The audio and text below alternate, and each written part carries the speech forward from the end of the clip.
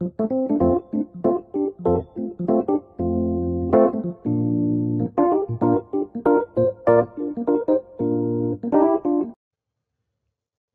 everyone, this is Ramalinga Prasad Kuppa. Welcome to my channel Pharma World. ఈరోజు టాపిక్లో call fissure titration ద్వారా water కంటెంట్ను ఎలా estimate చేయాలి అనే విషయాన్ని తెలుగులో తెలుసుకుందాం. ఆంధ్ర తెలంగాణలో గల కొందరి అభ్యర్థన మేరకు ఈ వీడియో మరొకసారి చేయబడింది.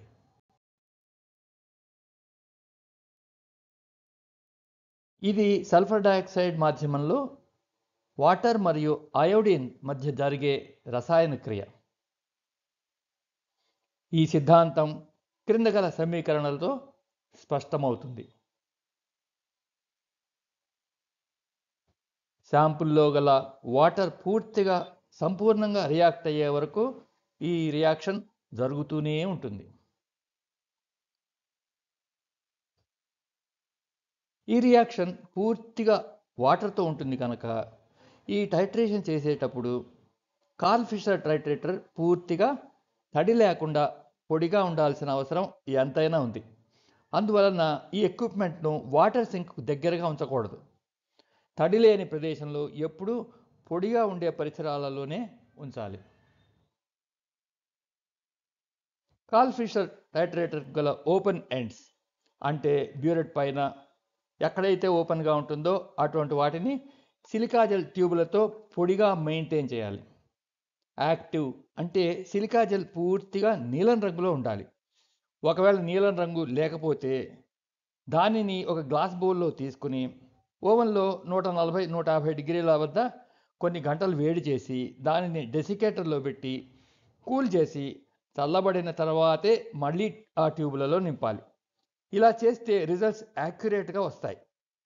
సిలికా జెల్ సెల్ఫ్ ఇండికేటింగ్గా ఉండాలి. అంటే నీలం రంగు నుంచి పింక్ కలర్ గానో వైట్ కలర్ గానో మారితే అది మళ్ళీ యాక్టివేట్ చేయాలి అని తెలుస్తుంది. కాల్ ఫిషర్ రియేజెంట్ను మెథనాల్, అయోడిన్, పిరిడిన్, సల్ఫర్ డయాక్సైడ్తో ఒక పద్ధతిలో కలిపి చేయవచ్చు. అయితే అది చాలా శ్రమతో కూడిన పని.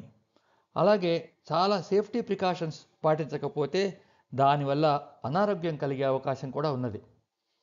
అనేక సంవత్సరాల క్రితం ఈ విధంగానే చేసేవారు. ఇప్పుడు అంత శ్రమపడన అవసరం లేదు. రెడీమేడ్ సింగిల్ సొల్యూషన్ కానీ, సొల్యూషన్ ఏ, సొల్యూషన్ బి కానీ దొరుకుతాయి. అవి వాడడం చాలా తేలిక. పిరిడిన్ బదులుగా హైడ్రనాల్ కూడా వాడవచ్చు. రిజల్ట్స్ బాగా యాక్యురేట్గా వస్తాయి. ఈ పాయింట్ చాలా ముఖ్యం. కాల్ ఫిషర్ రియేజెంట్ను ఎప్పుడు పొడిగా ఉండే ప్రదేశంలోనే స్టోర్ చేయాలి. కాల్ ఫిషర్ ఫ్యాక్టర్ అనేది కాల్ ఫిషర్ రియేజెంట్ యొక్క కెపాసిటీని సూచిస్తుంది. ఇది స్టాండర్డ్ సొల్యూషన్స్ యొక్క నార్మాలిటీ లేదా పొటెన్సీ వలె అర్థం చేసుకోవచ్చు. అంటే కాల్ ఫిషర్ యొక్క 1 ml ఎంత వాటర్కు సమం అనేది తెలియజేసే లెక్క. అంటే 1 ml కాల్ ఫిషర్ రియేజెంట్ ఎన్ని మిల్లీగ్రాముల వాటర్ను కన్జ్యూమ్ చేస్తుంది అనేది లెక్క చెప్తుంది. ఫ్రెష్ రియేజెంట్కి ఇది సాధారణంగా 5-6 మధ్యలో ఉంటుంది. ఈ ఉదాహరణలో 5.023 అంటే 1 ml కాల్ ఫిషర్ రియేజెంట్ 5.023 మిల్లీగ్రాముల నీటికి సమానం అని అర్థం. బయట వాతావరణంలో తేమ ఉండడం వల్ల కాల్ ఫిషర్ రియేజెంట్ ఫ్యాక్టర్ తగ్గే అవకాశం ఉన్నది. ఫ్యాక్టర్ మారే అవకాశం చాలా ఉన్నది. ఫ్యాక్టర్లో చిన్న మార్పులు కలిగిన రిజల్ట్స్లో బాగా తేడా వస్తుంది. రిజల్ట్స్ కరెక్ట్గా రావు. అందువల్ల రోజుకు ఒకసారి దాన్ని స్టాండర్డైజ్ చేయాలి.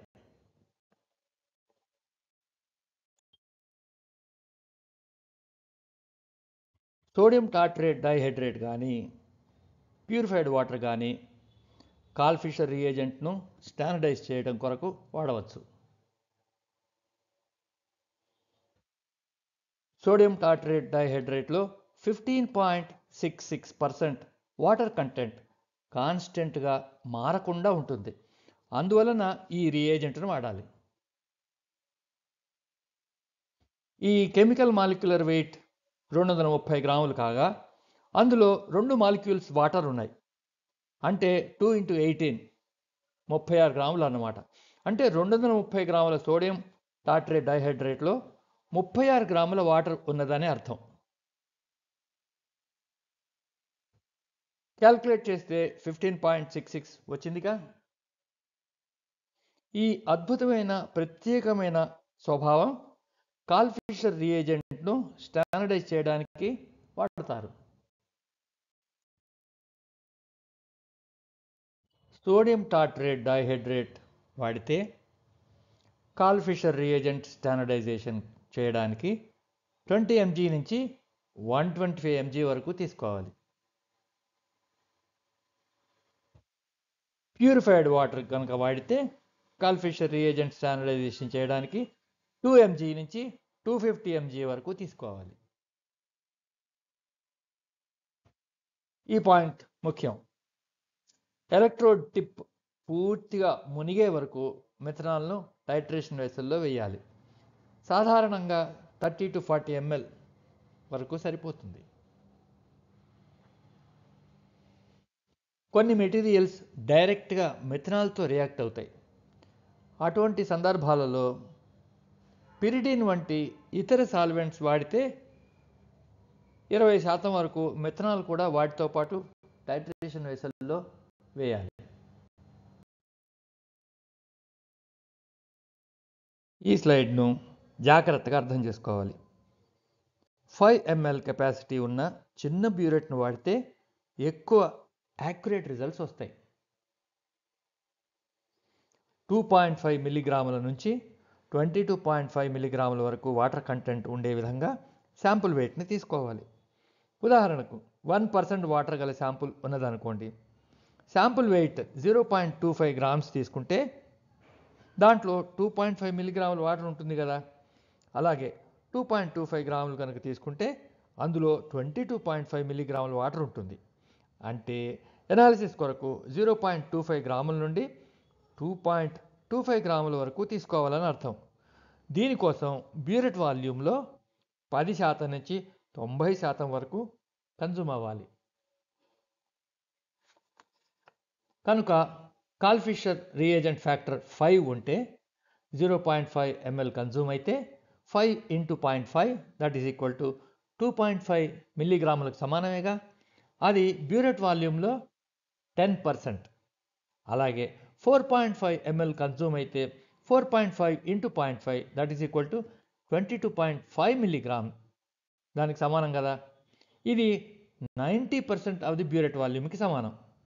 ఈ పాయింట్ స్పష్టమైందని భావిస్తాను. చాలా తేలిగ్గా అర్థం చేసుకోవచ్చు. ఇప్పుడు క్యాల్కులేషన్ ఎలా చేయాలో చూద్దాం. సోడియం టార్ట్రేట్ డైహైడ్రేట్ వాడితే డిఎస్టీని గ్రాములలో తీసుకుంటే క్యాల్కులేషన్ ఇలా ఉంటుంది. 15.66 అనేది డిఎస్టీలో గల వాటర్ పర్సంటేజ్. ఇక్కడ 1000 అనే ఫ్యాక్టర్ గ్రాముల నుండి మిల్లీగ్రాములలోకి మార్చడానికి. పూర్తిగా ప్యూరిఫైడ్ వాటర్ వాడితే ఈ ఫ్యాక్టర్ అవసరం లేదుగా.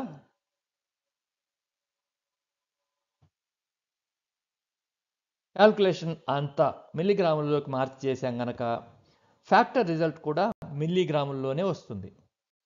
కాల్ ఫిషర్ రియేజెంట్ కన్జ్యూమ్డ్ మిల్లీలీటర్లో ఉంటుంది కనుక ఫ్యాక్టర్ కూడా mg/ml అనే వస్తుంది.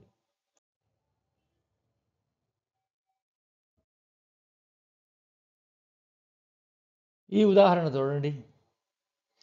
శాంపుల్ వెయిట్ 1 గ్రామ్ అనుకుందాం. Karl Fischer reagent consumed 5 ml అయితే ఫ్యాక్టర్ 5 అనుకుంటే తీసుకున్న 1 గ్రామ్ శాంపుల్లో వాటర్ ఎంత ఉంటుంది? 5 × 5 అంటే 25 మిల్లీగ్రాములు. ఇది 1 గ్రామ్లో ఉన్న వాటర్. 1 గ్రామ్ అంటే 1000 మిల్లీగ్రాములు కనుక 25 divided by 1000 that is equal to 0.025. ఈ వాల్యూని 100తో మల్టిప్లై చేస్తే 2.5% అనే రిజల్ట్ వస్తుంది.